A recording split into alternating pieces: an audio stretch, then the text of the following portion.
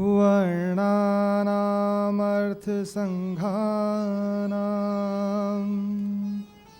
रसानां छन्दसामपि मङ्गलानां च कर्तारो वन्दे वाणी विनायकौ।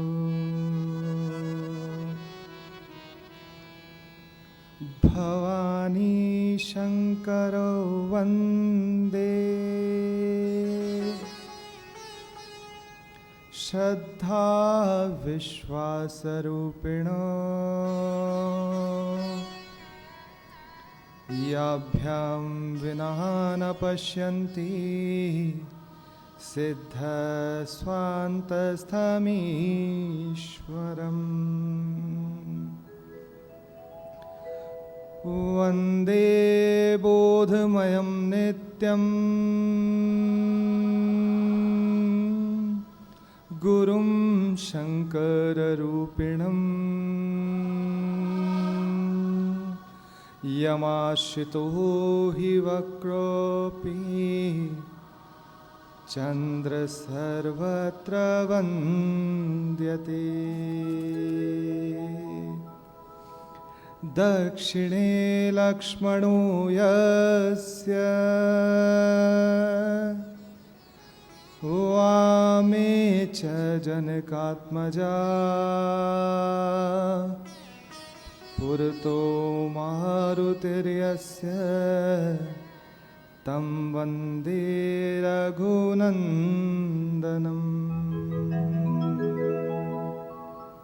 वसुदेवसुतं देवं कंसचाणूरमर्दनम् देवकी परमानन्दम् कृष्णं वन्दे जगद्गुरुम्। या श्री स्वयं सुकृतनां भवनेश्वलक्ष्मी पापात्मनां कृतधियां हृदयेषु बुद्धि श्रद्धा सतां कुलजना प्रभवस्य लज्जा तां त्वां नतास्मै परिपालय देवी विश्वम्। निरावलम्बस्य ममावलम्बम्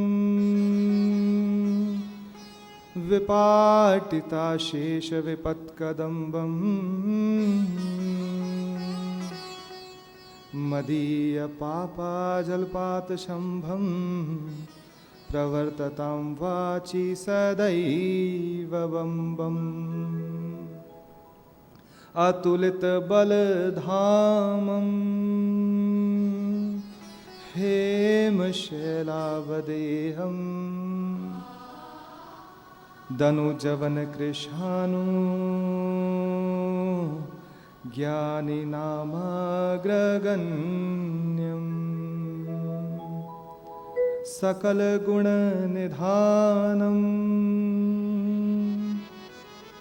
वानराणामधीशम्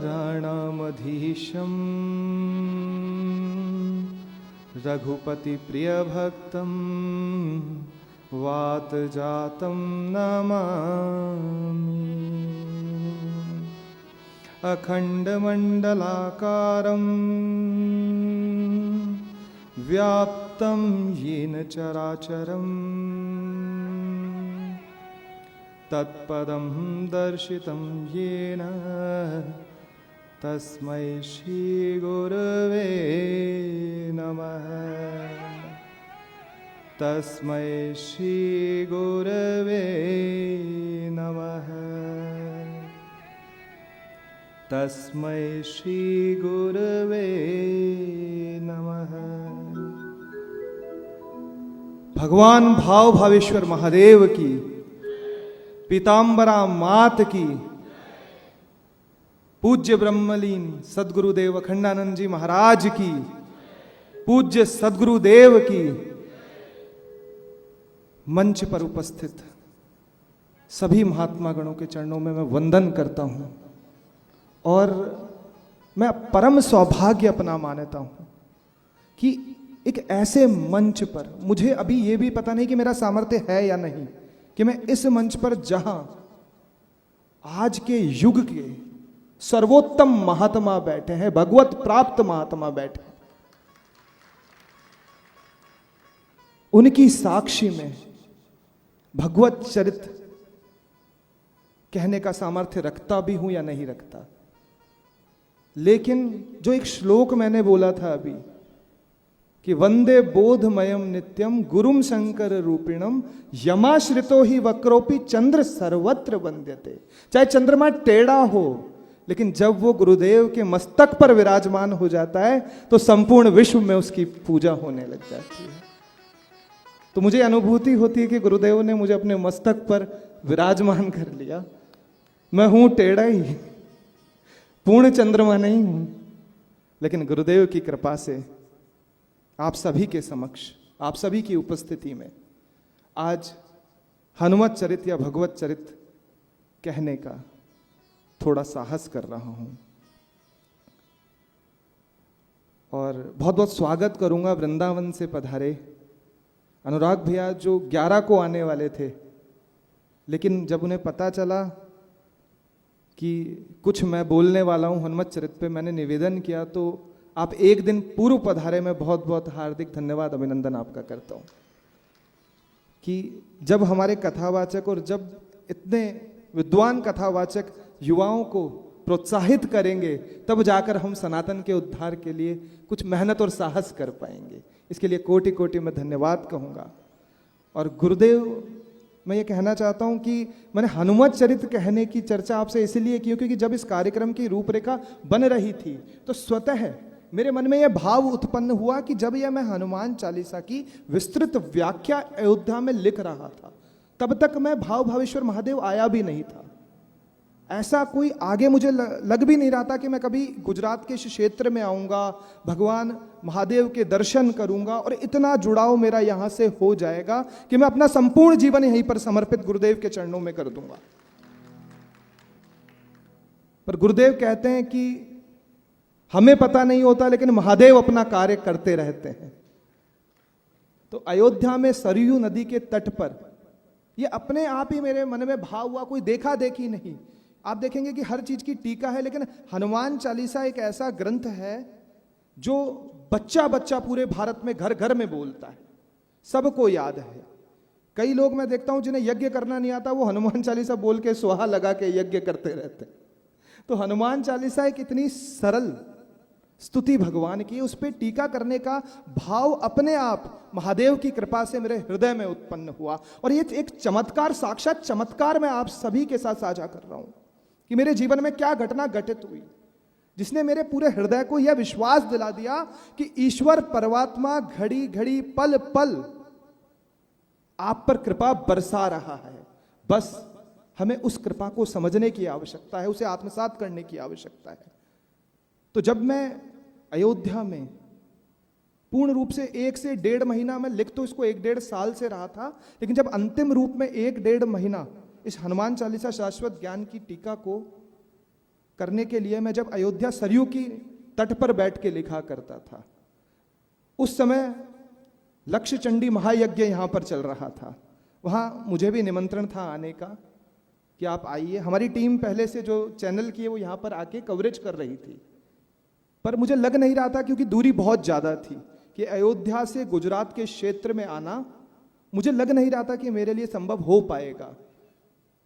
आप विश्वास नहीं करेंगे कि जिस दिन मैंने यह टीका पूर्ण की, जैसे ही टीका को पूर्ण किया, पढ़ा कि हाँ ठीक है, एक जो प्रयास किया है वो लगता है कि कुछ हद तक सफल हो गया है। बाकी महापुरुषों के आशीर्वाद से देखेंगे कि क्या लिखा है और क्या नहीं लिखा।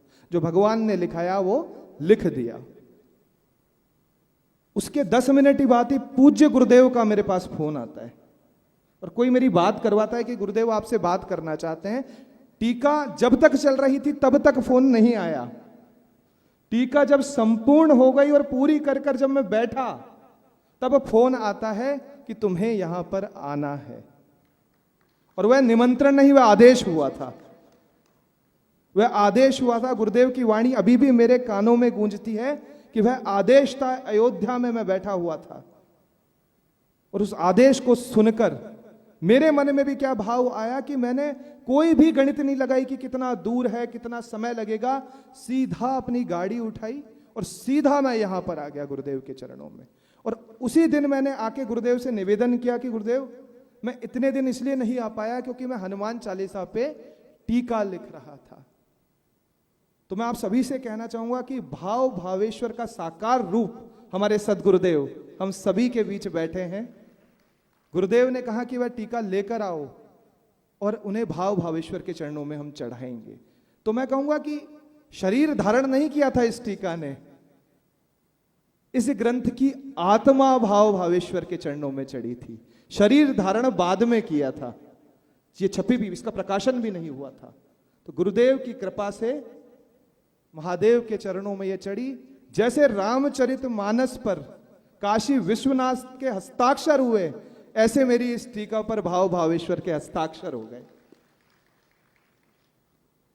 तो मुझे उस दिन से पूर्ण विश्वास हो गया कि मेरा जो लक्ष्य है जीवन का, जिस लक्ष्य की खोज में मैं भटक रहा था, वह लक्ष्य यहां आकर पूर्ण होने वाला है। और जो ग्रंथों के प्रति भाव बचपन से रहा है, जो मैं नहीं जानता कि मुझे कुछ आता है या नहीं आता, लेकिन जिज्ञासा बहुत है, अभिलाषा बहुत है, प्यास बहुत है। इसीलिए सदैव संत महात्माओं के चरणों की खोज करता रहता हूं कि किसी चरण में जाकर मेरी वह प्यास पूरी हो जाए, मैं तृप्त हो जाऊं। और मुझे कहने में कोई अतिशोक्ति नहीं कि जब मैं यहां आया तो मेरी वह प्यास पूर्ण हो गई, संपूर्ण हो गई। यह कोई चमत्कार से कम घटना नहीं है मेरे जीवन की। और उसके बाद इतना जुड़ा हुआ कि मैं निरंतर यहां पर आता रहता हूं। और पूज्य गुरुदेव की सरलता आप देखिए, पूज्य गुरुदेव की कृपा देखिए कि बच्चे तो कुछ भी जिद करते हैं। कि मैंने गुरुदेव से जिद किया कि मैं हनुमान चरित पर कहूंगा, और गुरुदेव ने कहा, अरे बहुत अच्छा, इससे अच्छा तो कुछ हो ही नहीं सकता। अन्यथा मुझ जैसे ना समझ को इस मंच पर मौका देना, ये गुरुदेव की कृपा है, ये गुरुदेव का हृदय है। और हनुमान चरित पे हम इसलिए कहना चाहते हैं कि भगवान भाव भावेश्वर का रजतोत्सव हम मना रहे हैं। और मुझे ये पूर्ण विश्वास है गुरुदेव की भाव भावेश्वर को मेरी हनुमान चालीसा बहुत पसंद है। इसीलिए उन्होंने अयोध्या से बुलाया, हस्ताक्षर किए, और यहीं पर ही जब पिछली बार मोहन भागवत जी आए थे तब इसका विमोचन हुआ, जो कहीं भी ऐसा किसी भी प्रकार की कोई योजना नहीं थी। तो ये स्वयं भाव भावेश्वर महादेव ही करवा रहे हैं। और मेरे मुख से भी इस चरित्र को कहने का जो प्रेरणा है वो स्वयं भगवान भाव भावेश्वर महादेव ने की है। देखिए, हनुमान चरित्र आप सब गाते हैं, सुनते हैं।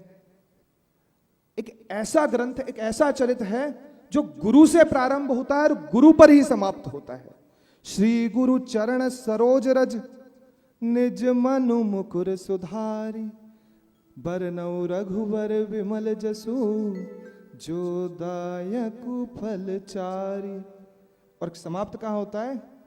जय जय जय हनुमान गोसाई, कृपा करहु गुरुदेव की नाई। तो संपूर्ण जो हनुमान चरित्र है वो गुरुदेव के मध्य ही है। गुरु कृपा के बिना इस जीवन में ना हनुमान चरित्र या कोई भी भगवत चरित्र ना समझ में आ सकता है, ना कहा जा सकता है। क्योंकि जिन आंखिन जग देखिए, आंखिन देख ही न जाए। जिन आंखों से हम संसार को देखते हैं, उन आंखों से हम आंखों को नहीं देख सकते, केवल हम संसार को देख सकते हैं।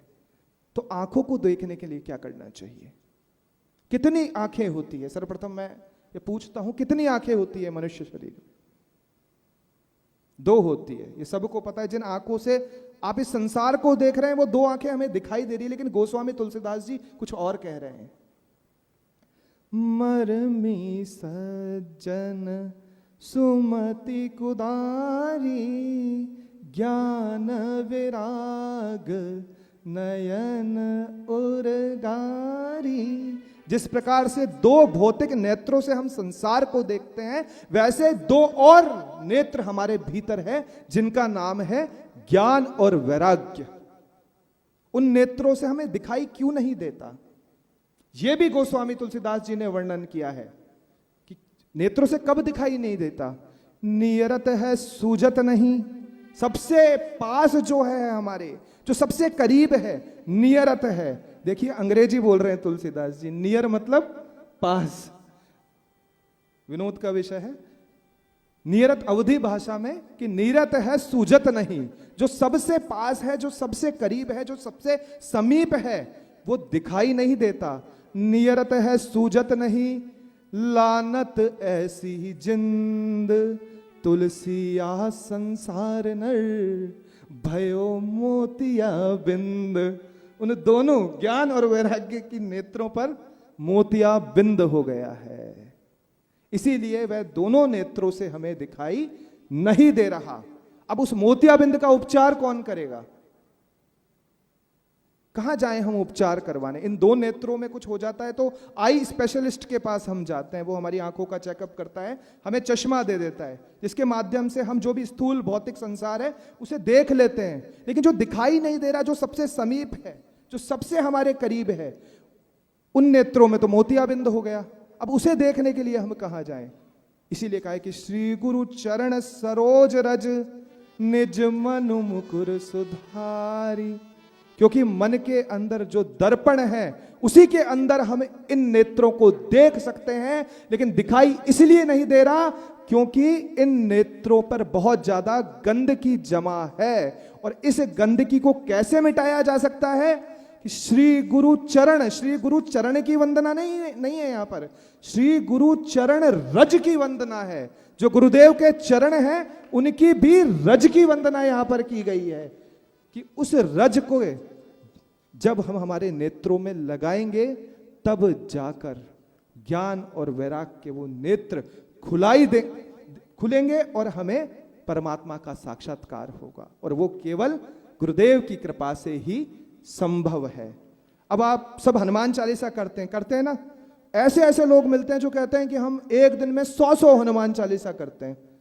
अब करते हम निरंतर आ रहे हैं, लेकिन हम महापुरुषों की शरण में जाकर कभी आत्मसात करने का प्रयास नहीं करते। देखिए ये कलयुग है, मैं अपना अनुभव कहता हूं कि इस कलयुग में जो व्यक्ति सोचता है कि मैं अपने बल से इस भव सागर से पार हो जाऊंगा, तो भैया प्रयास छोड़ देना। सामर्थ्य नहीं है हमारा, सामर्थ्य नहीं है हमारा कि हम अपने बल से इस भव सागर से पार हो जाएं। जब हम हनुमान चालीसा का प्रारंभ करते हैं और गोस्वामी तुलसीदास जी ने हनुमान चालीसा लिखी, तो जो गोस्वामी तुलसीदास 40 चौपाई लिख सकते हैं नई, वह प्रथम दोहा अयोध्या कांड से ही क्यों लेते हैं कि श्री गुरु चरण सरोज रज, निज मनु मुकुर सुधारी, बरनऊ रघुबर बिमल जसु, जो दायक फलचारी। ये अयोध्या, श्री रामचरितमानस के अयोध्या कांड का मंगलाचरण का दोहा है। जो इतने विद्वान गोस्वामी तुलसीदास 40 चौपाई का निर्माण कर सकते हैं, पता है ये सबको कि अयोध्या कांड का दोहा है मंगलाचरण का। तो क्यों लिया गोस्वामी तुलसीदास जी ने, ऐसी क्या आवश्यकता हो गई। अब किसी से मैंने पूछा, भाई कुछ तो लेना ही था इसलिए उठा के ले लिया, ये मुझे कई लोगों ने उत्तर दिया नहीं। एक एक शब्द मानस का और तुलसी साहित्य का शास्त्रबद्ध है। नाना पुराण निगमागम सम्मद्यत, सभी पुराणों को, शास्त्रों को निचोड़कर जो रस निकला है वह तुलसी साहित्य है। रामचरितमानस है, विनय पत्रिका है, कवितावली है, दोहावली है, हनुमान भावुक है और हनुमान चालीसा है।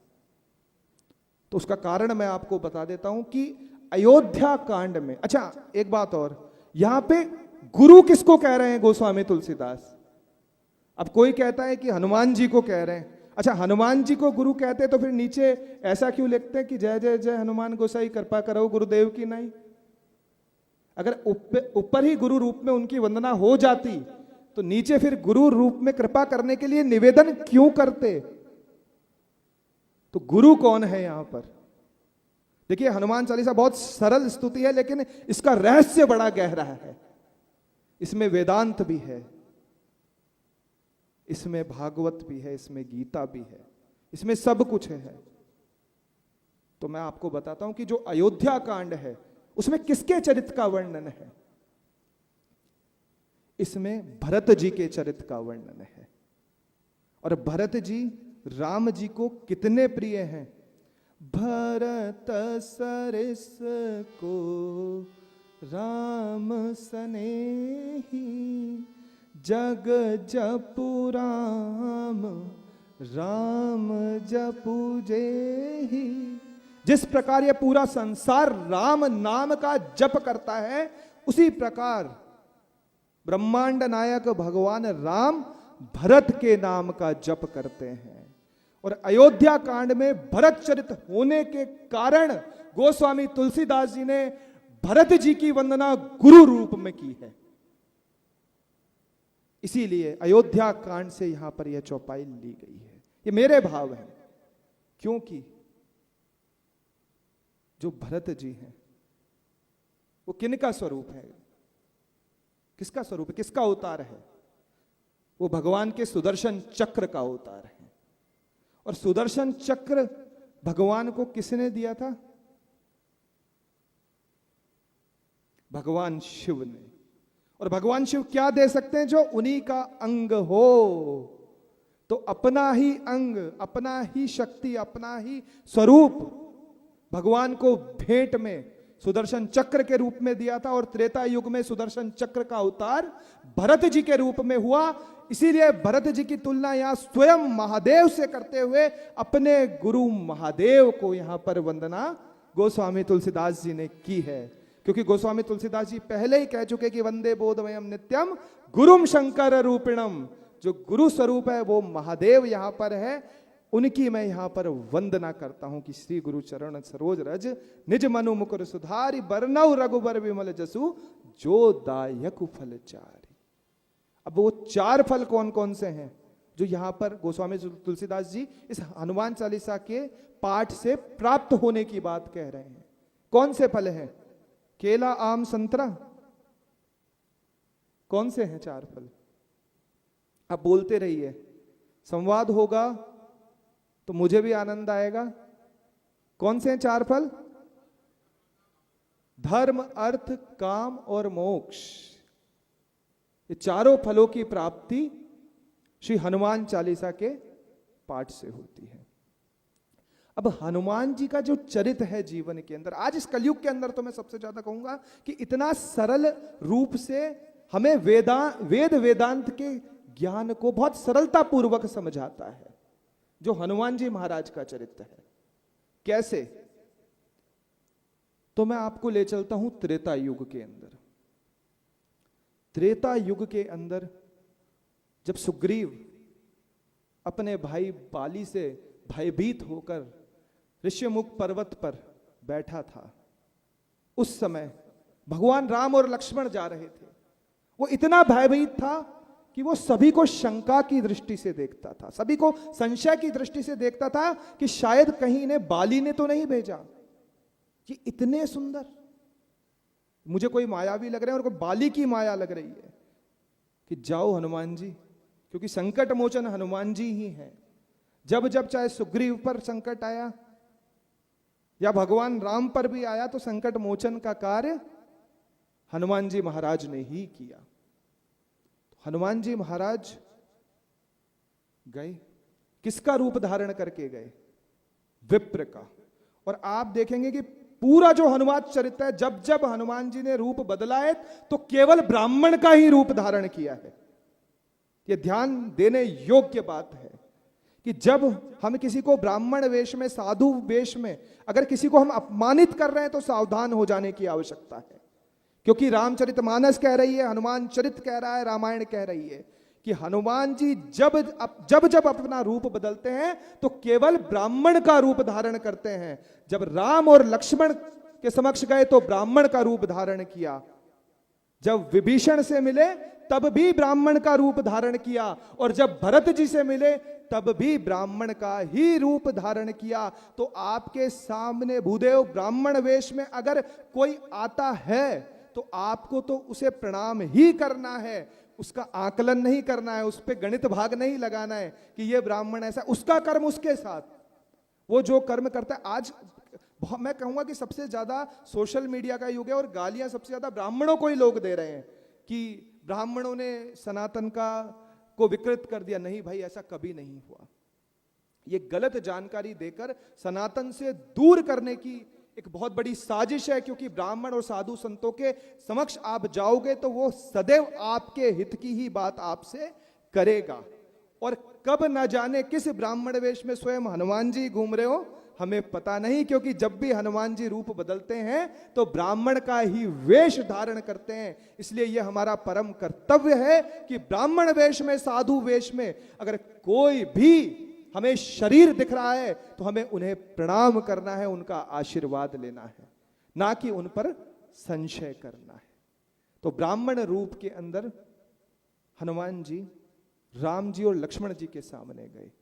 हनुमान जी पहचान नहीं पाए, हनुमान जी को भी संशय हो गया। देखिए आप कि भगवान की माया कितनी प्रबल है। श्रीमद् भगवत गीता में भगवान कृष्ण कह रहे हैं, देवी हेषा गुणमयी मम माया दुरत्यया, कि मेरी माया से पार पाना आसान नहीं है।